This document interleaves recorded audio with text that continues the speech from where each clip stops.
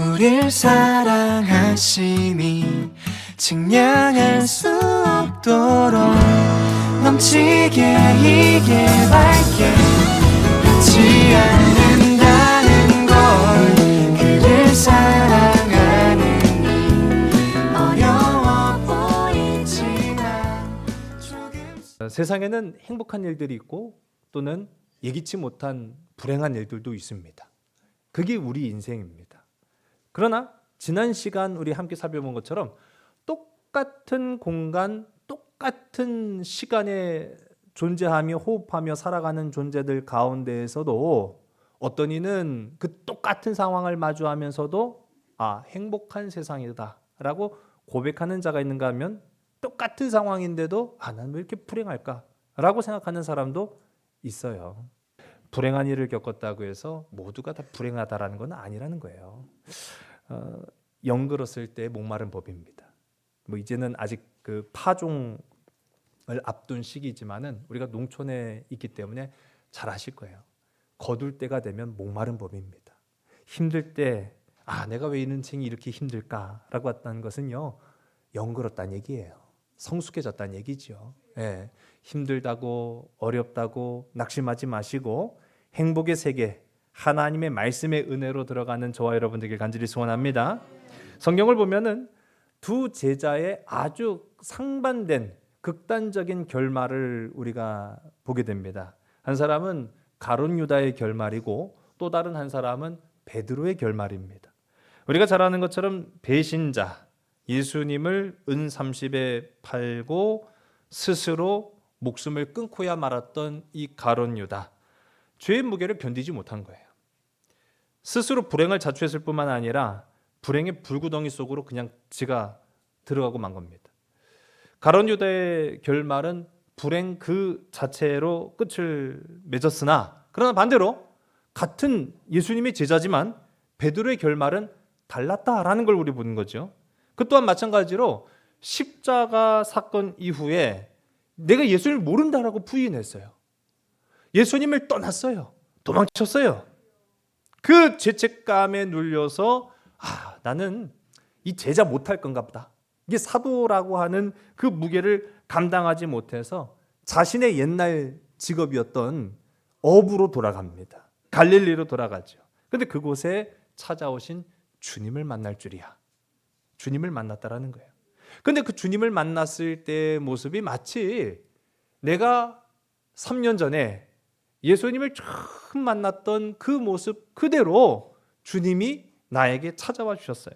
그리고 주님이 먼 발치에서 이제 베드로는 이제 무태 거의 다 가까워지고 있었죠.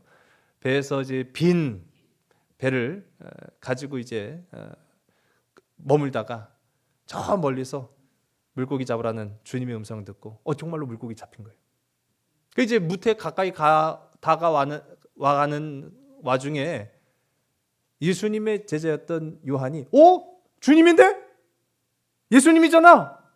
라고 하는 그 소리에 이 베드로가요 지체하지 아니하고 옷만 간신히 추스르고 그냥 막 물속으로 뛰어드는 그런 장면들을 봅니다. 요한복음 21장 7절의 말씀인데 우리 함께 읽습니다. 예수께서 사랑하시는 그 제자가 베드로에게 이르되 주님이시라 하니 시몬 베드로가 벗고 있다가 주님이라 하는 말을 듣고 겉옷을 두른 후에 바다로 뛰어내리더라. 아멘. 그림으로 표현한 장면입니다만은 아직 배는 무채 다다르지도 않았는데 얼마나 마음이 급했으면은요. 그래도 급한 와중에 벗고 갈 수는 없으니까 예의는 차렸죠.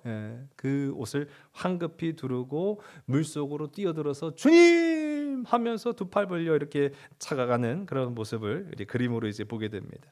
그리고 그 이후의 장면들을 우리가 잘 아는 것처럼 예수님께서 직접 베드로와 제자들을 위해서 조반을 차려주셨죠. 그 밥을 먹이시면서 우리 주님이 이 베드로에게 3번 물으십니다. 네가 나 사랑하느냐? 네가 나를 사랑하느냐? 예수님께서 네가 나를 사랑하느냐라고 이 물으시는 과정을 통해서 베드로에게 다시 너 사명의 자리로 돌아와라. 그리고 너 그 억눌렸던 죄의 무게를 내려놔라. 그 마음을 회복시키시고 어떻게 보면은 어쩌면 스스로 평생 죄책감의 자리에서 매몰될 뻔했던 이 베드로에게 우리 주님이 먼저 찾아오셔서 먼저 다가와 주셔서 손을 내미신 거예요. 그리고 그 손을 붙잡으시고 다시 행복한 세계로 끌어올리시면서 너 비극의 삶을 살지 말고 행복한 세상에서 나의 말씀을 붙잡고 십자가의 사명을 다하며 살아가는 자가 되라 라고 명령하셨다라는 거예요. 여러분, 그렇습니다. 비극을 겪은 모두가 다 불행한 것은 아니라는 것을 우리는 이제 이 말씀을 통해서도 보게 되죠. 한 남자의 이야기입니다. 1991년 9월 15일 그날은 주일이었습니다. 4살 아들, 2살 된 딸, 그리고 사랑하는 아내가 교회에 다녀오다가 그만 교통사고를 당했어요. 이 사고로 아들은 일주일 만에 사망하고 2살 배기 딸은 9개월을 버텼는데 결국 죽고 말았습니다. 두 자식의 장례식을 마친 이 아빠는 장례식을 마치자마자 향한 곳이 일터였습니다. 그렇게 갈 수밖에 없었어요. 왜? 그 자식을 죽음으로 이끈 것이 혹 나는 아니었을까라는 죄책감과 또 그 아픈 상실감을 이기지 못했는데 그거를 무엇으로 채웠느냐? 일이라도 해야지. 일이라도 해야지. 미친 듯이 일해야지. 그렇게 일터로 간 이 남자, 아마 아시는 분들도 아실 건데 이분이 바로 교육계의 큰 손이죠. 시가총액이 8천억이 넘는데요. 손주은 메가스터디의 대표입니다. 이분의 이야기예요. 근데 이분이 독실한 그리스도인이에요. 예, 독실한 그리스도인이고 믿음이 대대로 이어져 온 가정이고. 근데 왜 이러한 비극을 맞이했을까? 우리는 알 방법이 없죠. 본인도 모르는데요. 사고가 나던 날 해필면은 이분은 주일 낮 예배를 끝마치고 강의를 갈 계획이었습니다. 근데 그날따라 너무 피곤한 거예요. 차는 한 대고 교회를 갈 차가 한 대밖에 없어요. 그러니까 이 손준 대표가 아내하고 아내한테 그렇게 얘기합니다. 나 교회 갔다가 또 바로 일하러 가야 되는데 나 너무 피곤하니까, 그러니까 애들을 집에 데려다 주고 또 가기가 피곤하다는 얘기죠. 그러니까 나는 그냥 내 차 타고 교회 갔다가 바로 갈 테니까 당신은 택시 타고 교회 갔다가 와. 그렇게 했는데 그게 그만 화근이 될 줄은 꿈에도 몰랐다라는 거예요. 자녀를 잃은 그 상실감을 이 손준 회장은 미친 듯이 일하는 것으로 대신했다고 합니다. 하루에 10시간씩 강의를 해서 일주일에 60시간, 그렇게 20년 동안 그냥 하루도 빠짐없이 그렇게 일을 했다고 해요. 근데 그렇게 살다 보니까 놀랍게도요, 그 비극은 비극인데 그 이후로 막 미친 듯이 일을 하니까 이 사람이 소위 말 그대로 우리 일타 강사라고 들어보셨죠? 그때 당시에는 그런 말조차도 없었습니다. 스타 강사가 되었어요. 1997년 이때에 1997년이 우리가 이제 IMF가 막 터지고 막 그럴 때 아닙니까? 그때 한 달에 이분의 수입이 4억이었어요. 예, 그러니까 어마어마한 돈을 번 거죠. 지금은 말할 것도 없고요. 제가 봤을 때 시가총액이 8천억이 넘습니다. 예. 근데 어느 날 내가 가르치는 이 수업에 한 학부모가 찾아와요. 그때 대치동에서 강의를 했는데 그 학부모가 매달리면서 그런 얘기를 했다고 합니다. 선생님 강의를 들으려고 지방에서 올라와서 이제 이 강의를 듣는데 왔다 갔다 할 수가 없으니까 이 대치동에다가 집을 좀 마련해서 우리 자식 좀 공부를 좀 시키려고 했는데 땅값이 팍 올라갔다는 거예요. 그 땅값이 왜 올라갔냐 했더니 대치동에는 이 손주은 대표가 강의를 하는데 이 강의를 들으려고 전국 각지의 부모들이 다 거기로 몰려들었다는 얘기예요. 그리고 땅값이 올라가서 더 이상 집을 살 수가 없는데 어떻게 하면 좋습니까? 그 얘기를 들은 이 손주은 대표가 나는 그저 열심히 산다고 산 건데 내가 빈부의 격차를 만들고 있구나 라는 사실을 깨닫고 그러면 어떻게 하면 돈 없이도, 물론 돈이 아예 없이는 아니죠. 공짜는 아니지만 이렇게 뭐 집을 사서까지 와갖고 강의를 들으러 오지 않아도 어떻게 하면 강의를 듣게 할 수 있을까? 그리고 또 다짐했다는 거예요. 알겠습니다. 제가 돈 없이도 내 강의를 들을 수 있게 하겠습니다. 그렇게 다짐해서 만든 게 이게 메가스터디의 시작이었다라고 해요. 2000년 당시에 인터넷으로 강의를 시작을 한 거죠. 정부도 못한 일을 자식 잃은 한 부모가 해낸 거예요. 근데 그 시작은 비극이었다라는 거죠. 뭐 물론 한 개인의 이야기이기 때문에 이 사람이 다 진리다 그 말씀을 드리는 게 아닙니다. 제가 지난 시간에도 오스트리아의 아주 유명한 그 비트겐슈타인이라는 철학자 이야기를 했습니다만은 비트겐슈타인도 멋있는 인생은 맞아요. 그런데 행복한 인생은 아니었다고 말씀드리잖아요. 근데 무슨 차이가 있느냐? 믿는 자와 믿지 않는 사람이 똑같은 인생이라고 하는 이 삶의 공간 가운데에서 맞이하는 기쁨도 있을 수 있고 불행도 있을 수 있는데 그 상황을 맞이했을 때 믿는 자의 삶의 태도는 어떻게 우리로 살아가게 하는가라는 것을 이제 살펴보게 되는데 분명한 가지는 이분의 이야기를 들어보면은요 비극도 얼마든지 소망이 될 수 있다 그런 얘기입니다. 근데 오늘 우리가 함께 살펴볼 이 사사 입다죠. 입다는 참 불행한 사람이면 틀림이 없었고 그 가운데 하나님이 행복의 나라로 손을 붙잡아 주셨지만은 참 연이은 불행이 연달아서 터지는 인물이었던 것을 봅니다. 안 좋은 일들은 왜 그렇게 한꺼번에 터지는 참 이해 안 될 때가 많죠. 근데 또 한편으로는 그것이 인생이기 때문입니다. 딸을 비극적으로 잃은 지 얼마 되지 않은 시점에 이 입다라고 하는 사사가 또 다시 위기를 맞이해요. 근데 이번에는 동족들이 자기를 괴롭히는 그런 상황이 펼쳐지게 됩니다. 같은 이스라엘 민족이에요. 에브라임이 이 사사 입다한테 시비를 걸기 시작합니다. 그런데 이번에는 좀 심상치 않은 그런 기류가 보여지게 되는 거죠. 우리 1절의 말씀인데 우리 함께 읽습니다. 에브라임 사람들이 모여 북쪽으로 가서 입다에게 이르되 내가 암몬 자손과 싸우러 건너갈 때에 어찌하여 우리를 불러 너와 함께 가게 하지 아니하였느냐. 우리가 반드시 너와 내 집을 불사르리라 하니 아멘. 에브라임이 모여서 건너온 거예요. 지금 에브라임 사람들이 모여서 북쪽으로 가서라고 하는 그 표현, 이 말은요 그냥 뭐 야 우리 가자 해갖고 그냥 우르르 몰려간 그런 의미의 용어가 아닙니다. 군사적인 용어예요. 한마디로 말하면 군대를 모집하고 행군하여 행진하였다라고 하는 그런 표현이 우리가 모여 건너갔다 그렇게 이제 표현을 하는 겁니다. 즉 지금 에브라임 사람들은 같은 동족이에요. 같은 이스라엘 사람이에요. 그런데 자기 이스라엘을 위해서 대표로 싸워준 입다에게 오히려 고맙습니다. 감사합니다. 우리 민족을 구원해 주셔서 너무너무 감사합니다. 그 말을 전하려고 한 게 아니라 너 한번 손 좀 봐야겠다. 그러고 지금 군사적인 행동을 했다라는 얘기죠.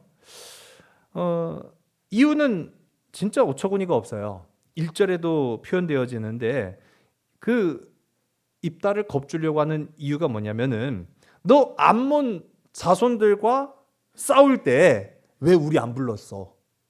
왜 우리 안 부른 거야? 그게 이유입니다. 한번 개똥 같은 소리를 하고 있어요. 싸우겠다고 이미 온 이스라엘에 다 알렸어요. 나와 같이 함께 싸울 자가 누구냐라고 했던 적이 엊그제입니다. 근데 누가 없었어요? 싸우러 갈 사람은 있었는데 그 싸움을 진두지휘할 지도자가 없었단 말이에요. 그래서 찾다 오죽했으면은 잡류, 조직폭력배의 우두머리였던 입다한테까지 찾아가갖고 우리 민족의 지도자가 되시면 우리 민족의 영원한 지도자로 세우겠습니다. 그렇게까지 했던 그 사건을 우리가 보지 않았습니까? 근데 이제 와갖고 무슨 뒷북 치는 것도 아니고 무슨 뭐 전쟁 못해 환장한 놈들인가? 아니 우리 왜 안 불렀어 싸울 때? 그렇게 전쟁하고 싶으면 먼저 앞설 것이지. 여태 가만히 있다가 다 이기고 돌아오니까 왜 우리 안 불렀어? 지금 그러고 있단 말이에요. 참 이게 할 말은 아니죠. 더더군다나 지금 입다라고 하는 이 사람의 상태가 어떻습니까? 지금 비극적인 상황을 맞이했어요. 내가 전쟁에 돌아오면 하나님 가장 먼저 나를 영접하러 온 그 사람을 하나님 앞에 제물로 드리겠습니다 라고 했더니 그가 바로 자기 무남 동료 딸이었을 줄이야. 그래갖고 딸을 정말 하나님한테 바쳤단 말이에요. 물론 우리 지난 시간에도 살펴봤지만 성경 그 어디에도 하나님이 그렇게 해라 라고 말씀하신 적은 없어요. 근데 밀어붙인 거예요. 약속은 약속이니까 난 약속에 살고 약속에 죽는, 의리에 살고 의리에 죽는 입다니까. 그렇게 해서 딸까지 제물로 바쳤어요. 마음은 찢어지게 아팠죠. 그가 딸을 마주했을 때 그 말씀을 보면은 막 가슴을 찢었며 참담하다 그렇게까지 표현했잖아요. 만약에 사랑하는 딸이 아니었다라고 하면 그렇게 표현했겠습니까? 너 잘 됐다, 너 그럴 줄 알았어 내가. 너 갖다 바쳐야겠지. 그게 아니잖아요. 얼마나 사랑했으면 눈에 넣어도 안 아픈 그 딸을 보면서 아니 왜 하필이면 네가 나와? 참담하도다 막 그렇게 고백했던 입다의 모습 보잖아요. 아니 사람이 할 말이 있고 하지 말아야 될 말이 있잖아요. 그런데 지금 이런 상황에서 아픈 상처를 막 후벼파는 것도 아니고 에브라임이 야 왜 전쟁터에 나가는데 우리 안 불렀어? 너 혼 좀 나야겠다. 지금 그러고 있는 거죠. 근데 좀 우리가 지난 사사기의 말씀을 돌이켜보면 이 에브라임이라고 하는 족속이 이번 한 번만이 아니었습니다. 지난 이제 사사기 8장에서도 보면은 기드온이 미디안을 공격할 때에도 그때도 에브라임이 또 딴지를 걸었어요. 왜 우리 안 불렀어? 아니 전쟁이 마무리되지도 않은 시점에서 이 기드온에게 시비를 걸었어요. 아니 왜 진작에 우리 불렀으면은 우리가 도와줬을 거 아니야? 그렇게 얘기를 하는 거죠. 이때는요 기드온이 이 에브라임을 달래느라고 무제내를 썼습니다. 형님 해가면서 막 형님이 더 낫죠 막 하면서 막 치켜 세우고 했던 그런 장면들을 우리가 보았죠. 근데 에브라임의 태도가 기드온 때랑 지금 입다 때가 좀 또 달라요. 상황은 비슷한데 기드온 때는 이렇게까지 고압적으로 표현하지 않았거든요. 그런데 입다한테는요 이거 굉장히 공포스러운 분위기를 조성합니다. 우리 1절 하반절의 말씀을 보면은요 이 에브라임이 입다한테 뭐라고 말합니까? 우리가 너와 네 집을 불태울 거다. 이거는 지금 보세요. 그냥 말만 던진 게 아니잖아요. 군사적인 행동을 했다고 왔잖아요. 사자만 보낸 게 아니에요. 군사를 이끌고 왔어요. 전쟁할 태세가 다 돼 있다라는 얘기예요. 그런 상황에서 너와 네 집을 불태워버릴 거다라고까지 한 말은요 그냥 한 말이 아니죠. 도대체 왜 이렇게까지 하는가? 두 가지 이유로 살펴볼 수 있는데요. 첫 번째로는 이 에브라임이요 이스라엘의 권력의 중심이 되고 싶었던 거예요. 그러니까 에브라임 지파가 좀 큽니다. 우리도 전국 팔도에 보면은 강원도 있고 충청도 있고 전라도 있고 각 지방도가 있습니다만은 우리가 이제 서울에만 집중되는 거를 좀 막자 그런 움직임은 그동안에 많이 있어 왔지만 사실상 그러기가 쉽지가 않잖아요. 그 지방을 좀 육성하고 길러보자라고 하는 목소리는 같았지만은 그게 쉽지가 않죠. 그렇다고 지방으로 막 이렇게 권력을 분산하면 서울이 또 좋아하겠습니까? 그렇지 않잖아요. 알게 모르게 그런 게 있어요. 에브라임이 마찬가지예요. 에브라임은 지파가 컸어요. 땅도 컸어요. 그럼에도 불구하고 우리가 이스라엘의 중심이야. 우리한테 관심과 모든 권력이 집중돼야 돼. 그 관심을 빼앗길 수 없어. 그게 좀 있었던 것 같아요. 그러니까 자꾸 말도 안 되는 이유를 가지고 시비를 걸며 우리 왜 안 불렀어? 우리가 도와줄 뻔했는데가 뭐예요? 도와주지도 않으면서. 두 번째로는 이 에브라임이 봤을 때 입다를 인정할 수가 없는 거예요. 아니 어떻게 이스라엘의 지도자가 조직폭력배의 두목일 수 있느냐는 거죠. 그 출신도 천출인 그런 사람을 우리 지도자로 맞이할 수 있냐는 거예요. 그러니까 이 입다의 처지를 너무나 잘 알고 있었던 이 에브라임 입장에서는요 그의 약점을 집중적으로 자극해서 그가 스스로 무너지기를 원했던, 그리고 그 자리를 우리가 좀 대신할 수 있지 않을까라는 기대감이 있었던 것 같아요. 어쨌든 우리가 보통 이제 강하게 압박하면은 우리 대화라도 좀 하자, 우리 협상이라도 좀 하자, 그게 상식이거든요. 오늘날 우리가 보면은 국가 간의 협상도 크게 다르지 않습니다. 막 자꾸 이렇게 상대를 자극하잖아요. 그러면 도대체 제가 나한테 뭘 원하는 게 있나, 요구하는 게 있나, 얘기라도 좀 해봐야 되는 거 아닌가, 그렇게 생각을 하면서 이제 우리가 국가 간에 만나지 않습니까? 그런데요 이번에는 에브라임이 상대를 잘못 골랐어요. 기드온이라고 하면 몰라도 기드온은 어떻게 보세요? 기드온은 제가 지난 시간에 말씀드린 것처럼 기드온은요 에브라임 막 강하게 어떻게 보면 항의를 하니까 아우 형님 제가 진즉에 불렀어야 돼 죄송해요 막 하는 식으로 막 설설설설 겪거든요. 에브라임이 그러면은 될 줄 알았어요. 근데 입다가 그런 사람입니까? 그렇지 않죠. 예. 더군다나 지금 입다는요. 우리 한번 따라해. 잃을 것이 없는 사람. 지금 잃을 게 없는 사람이에요. 세상 제일 무서운 사람이 어떤 사람이라고요? 예, 잃을 게 없는 사람입니다. 그런 사람 건드리면 안 돼요. 그런 사람 건드리면 안 되는데 지금 여기 우리가 보면은 이 에브라임이 그거를 모르지 않을 텐데도 입다를 건드리고 자극하는 그런 모습을 보죠. 여기에서 이제 또 입다의 또 진 면목을 볼 수 있는 게 입다는 그게 아니라 할지라도 그러한 협박 눈도 깜짝 안 해요. 입다는요. 기존과 달리 비타협적인 태도로 이 권력 다툼에서 우위를 차지하는 그런 모습이 오늘 본문 가운데 등장합니다. 우리 2절에서부터 우리 4절까지의 말씀을 함께 읽습니다. 입다가 그들에게 이르되 나와 내 백성이 암몬 자손과 크게 싸울 때 내가 너희를 부르되 너희가 나를 그들의 손에서 구원하지 아니한 고로 나는 너희가 도와주지 아니하는 것을 보고 내 목숨을 돌보지 아니하고 건너가서 암몬 자손을 쳤더니 여호와께서 그들을 내 손에 넘겨 주셨거늘 너희가 어찌하여 오늘 내게 올라와서 나와 더불어 싸우고자 하느냐 하니라.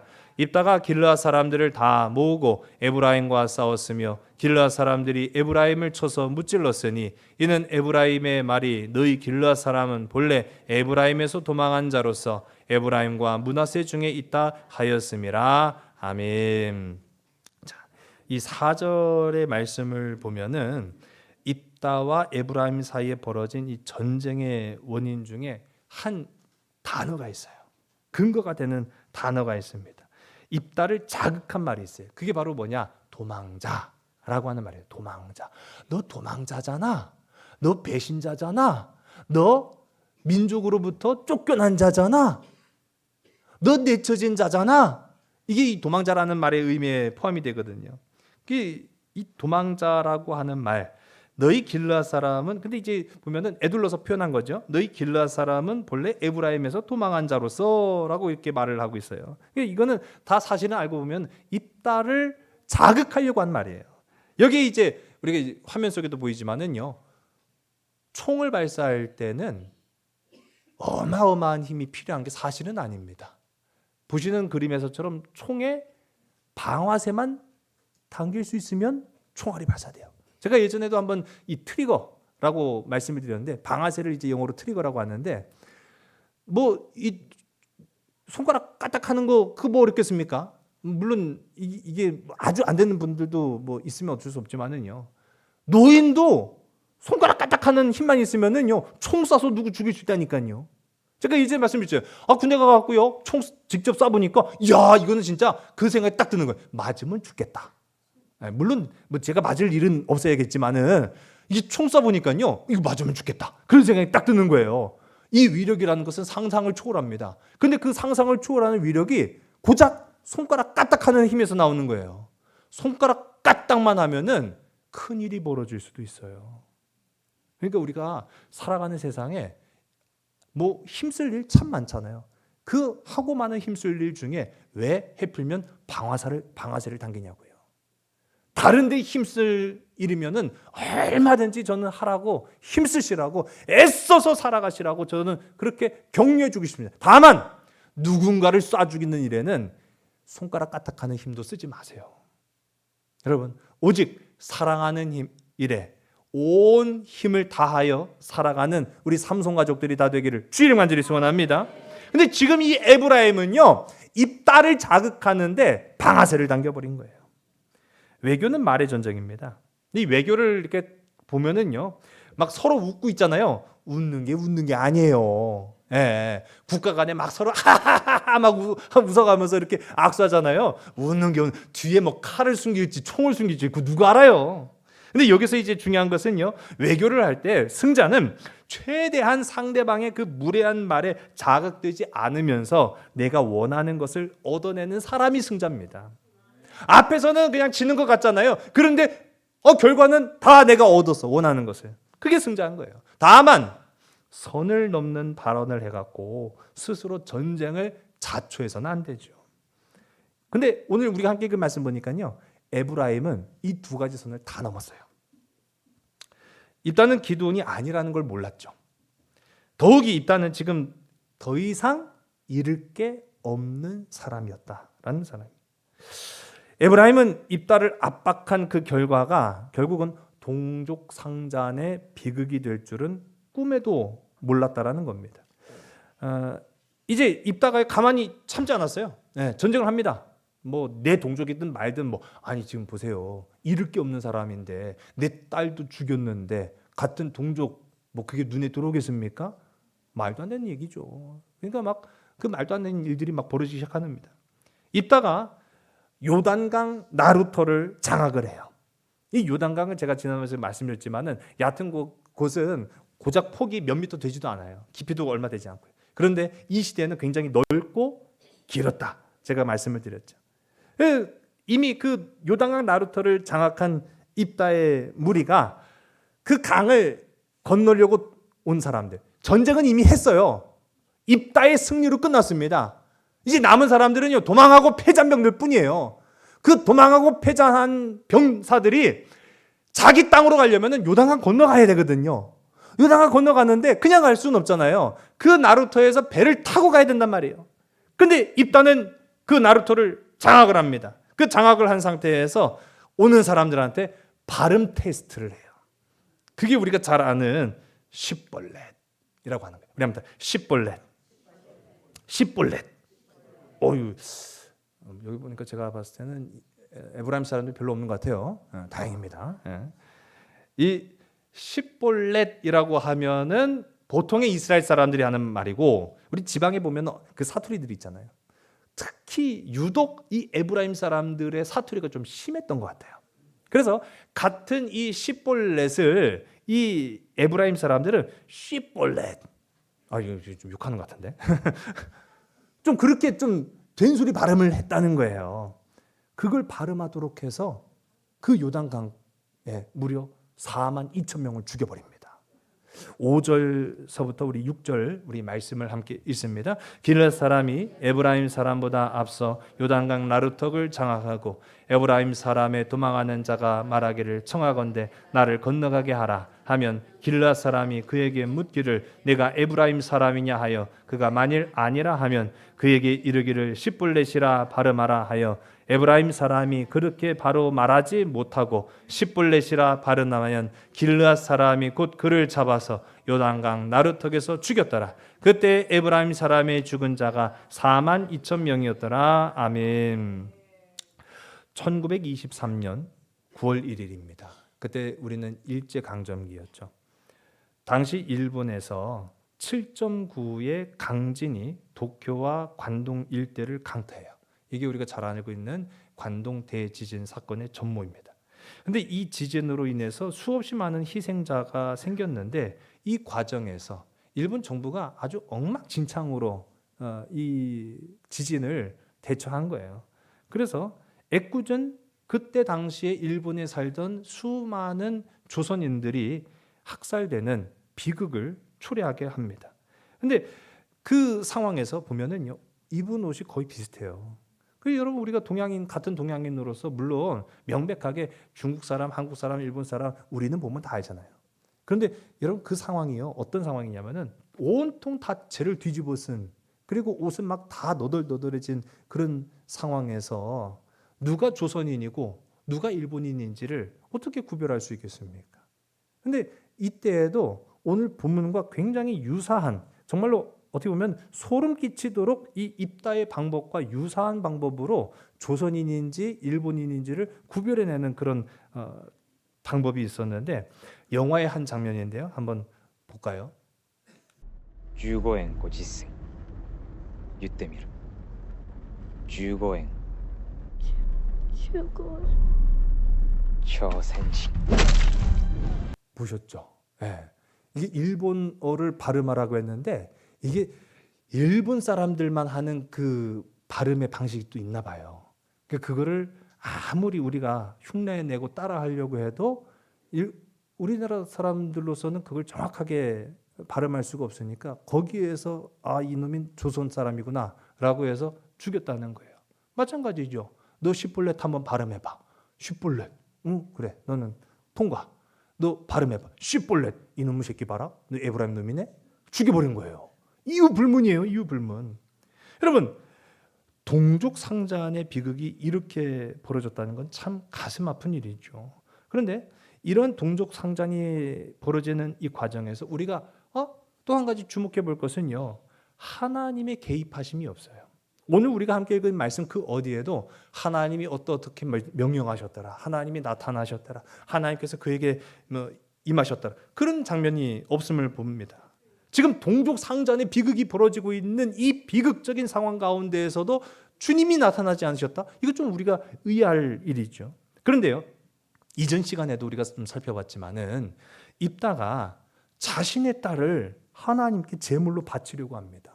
그러면 당연히 아브라함의 손을 멈추셨던 것처럼 입다의 손도 콱 쥐면서 야, 너의 딸을 털끝도 건드리지 마. 그렇게 했어야 되는데 하나님의 개입하심이 없었어요.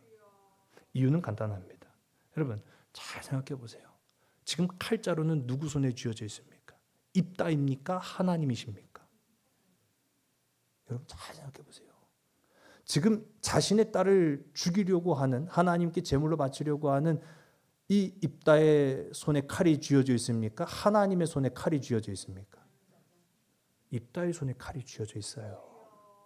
여러분, 누군가를 제가 아까 말씀드렸잖아요. 방아쇠 당길, 그 손가락 당길 힘만 있으면 총을 쏴서 얼마든지 죽일 수 있어요. 그 총은 누구의 손에 쥐어져 있습니까? 하나님의 손에 총이 쥐어져 있습니까? 아니면 지금 내 손에 총이 쥐어져 있습니까?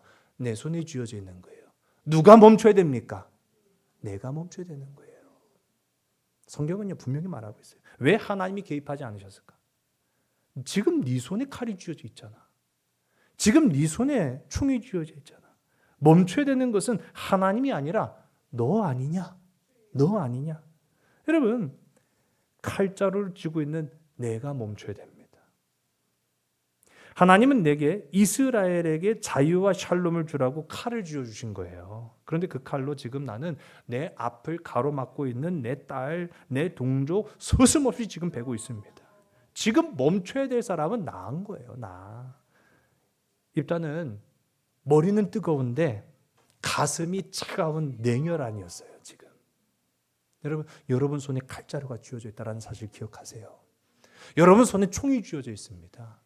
그 총 가지고 내 동족을, 내 가족을 지킬 수도 있고 내 동족을, 내 자녀를 쏴 죽일 수도 있어요. 가정의 달입니다. 가정 안에서 우리가 가장 기본적으로 해야 될 거, 부모가 자녀에게, 자녀가 부모에게 말을 이쁘게 해야 돼요. 여러분, 입도요 총하고 똑같은 거예요. 입 벌릴 힘만 있으면 무슨 말이든지 나올 수 있어요. 무슨 언어든지 할 수가 있다고요. 그런데 내가 내 입으로 내가 하고 싶은 말 왜 못해? 그러면 쏴 죽이는 거예요. 부모도 상처 줄 수 있고요. 자식도 상처 줄 수 있고요. 부부간에도 상처 줄 수 있어요. 여러분, 누가 멈춰야 됩니까? 내가 멈춰야 되는 거예요.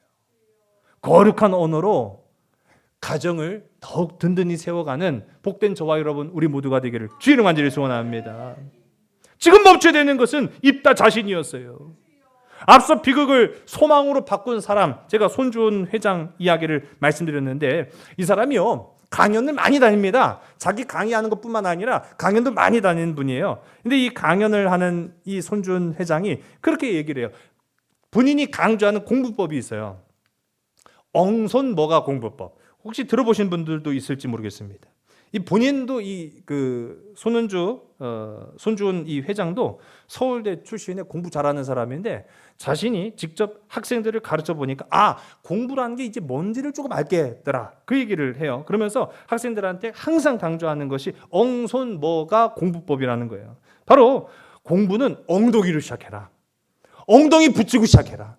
엉덩이 붙이지 않는데도 공부하려고 하지 말고, 공부한다고 뭐 떠들지 말고 엉덩이로 시작해라. 그리고 나서 손이 움직이게 된다. 엉덩이로 시작하고 손이 움직이게 된다. 그 다음이 머리야. 머리 좋은 것 의지하지 말고 엉덩이로 시작하고 손으로. 그러니까 성실인 거예요. 성실이 가장 최고의 비결이라는 겁니다. 성실하게 공부하고 그 다음이 머리인데 마지막 마지막으로 가장 강조되어지는 게 마지막은 언제나 가슴이다. 가슴으로 공부해야 진짜 공부다. 저는요, 아까 말씀드린 것처럼 이분이 진짜 뭐 이 시대의 가장 완벽한 교육자 그렇게 표현하고 싶지는 않아요. 이 사람 한 사람에 불과하죠. 그런데 이 말에는 동의를 합니다. 이 손주은 회장은요, 최종적으로는 가슴으로 공부를 해야 된다는 거예요. 근데 가슴으로 공부하는 것뿐만 아니라 가슴으로 살아야 된다는 거예요. 가슴으로 살아가는 거. 그 가슴으로 살아가는 것을 자기는 어린 시절 할머니로부터 배웠다는 거예요. 할머니가요, 철저하게 기독교 신앙으로 자녀들을 양육하고 가르쳤답니다. 교회 다니는 것, 그냥 왔다 갔다만 하지 마. 가슴으로 예배를 드려라. 가슴으로 말씀을 배워라. 가슴으로 주님 뜻대로 살아라. 그 가슴으로 사는 법을 배우니까요, 이 가슴으로 뜨겁게 살아가는 것이 머리 똑똑한 것보다 낫구나. 가슴으로 뜨겁게 하나님 은혜대로 살아가는 그 방식이 내 삶에 찾아온 비극과 어려움과 아픔을 극복한 비결이었습니다. 그렇게 고백했다는 거예요. 여러분 이제는 뭐 이분의 이야기가 아니라 할지라도 이 입다의 교훈을 통해서 우리가 되새겨볼 필요가 있는 것이 있습니다. 우리 한번 따라해보세요. 더 이상 잃을 것이 없을 때 사랑하라. 어떤 분들은 더 이상 나는 잃을 것이 없으니까 이판사판이다. 너 죽고 나 죽자. 그럼 진짜 다 죽어요. 큰일 나요. 어차피 죽는 인생 그렇게 이판사판으로 살지 마시고 더 이상 잃을 것이 없을 때 사랑하겠습니다. 사랑하겠습니다. 여러분 너무 안타깝지만은요, 입다의 이야기는 결국 평안은 없고 오직 피비린내 나는 비극으로 끝나고 말았어요. 근데 우리도 살다 보면은요, 이것저것 다 인생에서 잃어버리고 낙심하고 또 너덜너덜해진 인생을 마주하게 됩니다. 더 이상 잃을 것이 없다고 생각할 때 아이씨 이렇게 될 거 아주 그냥 이판사판 너 죽고 나 죽자로 그냥 살자. 그게 아니라는 거예요. 뜨거운 가슴으로 살아가시기 바랍니다. 아직 우리한테 남은 게 있더라는 거예요. 남은 게 있더라는 거죠. 예수님이 왜 베드로를 찾아가셨을까요? 베드로는 지금 다 잃어버린 거예요. 다 잃어버린 인생이었어요. 다 잃어버린 그에게 예수님 찾아가셔서 베드로야, 너 다 잃지 않았어. 내가 있잖니. 내가 있잖아. 너 내 양을 먹여라. 너 사랑으로 너 나를 사랑하는 것처럼 너 내 양도 사랑해라. 여러분 우리에게 십자가가 남겨져 있다는 사실을 기억하시기 바랍니다. 하나님의 놀라운 긍휼과 은혜로 내게 남겨주신 십자가가 있다는 사실에 기뻐하고 감사하는 여러분 되시기 바랍니다. 십자가가 남은 자는 결코 쓰러지지 않습니다. 입단은 비록 실패했을지라도 오늘 십자가의 증인으로 부름받은 저와 여러분은 승리자가 될 줄로 믿습니다. 더 힘들고 어려울 때, 목마를 때가 영그러웠을 때임을 기억하는 자에게마다, 더 이상 잃을 것이 없을 때 사랑하는 자에게마다 십자가의 역사가 나타난다라는 사실 기억하는 우리 모두가 다 되기를 주의 이름 간절히 소원합니다. 기도하겠습니다. 좋으신 아버지 하나님, 우리가 마주하는 이 인생, 일생이라고 하는 단 한 번뿐인 삶 속에는 참 많은 눈물도, 참 많은 아픔도, 그리고 기쁨도 소망도 있음을 보게 됩니다. 그러나 이 가정의 달 5월달, 우리 가정 가운데 어떠한 상황, 어떠한 환경, 어떠한 조건 속에서도 우리는 하나님을 믿고 주님이 공급해 주신 그 생명으로 말미암아 행복한 세계에 사는 자들이 다 되게 인도하여 주시옵소서. 나의 삶을 발목 잡으려고 하는 세상 많은 어려움과 낙심 가운데에서도 우리가 다 잃었을지라도 오직 십자가의 사랑이 남겨져 있으므로 그 십자가의 흔적을 따라서 승리하고 기뻐하고 감사하고 사랑하는 자들이 다 되게 인도하여 주시옵소서. 내게 주신 입술을 가지고 불평하고 원망하는 데 사용하는 것이 아니라 내 사랑하는 자녀들을 더욱 사랑하고 내 사랑하는 가족들을 더욱 위로해 줄 수 있는 데 사용할 수 있는 축복의 통로가 되게 인도하여 주시옵소서. 모든 것을 주께 온전히 의탁하오며 사랑 많으신 예수 그리스도의 이름으로 감사하며 간절히 기도드렸사옵나이다. 아멘. 세상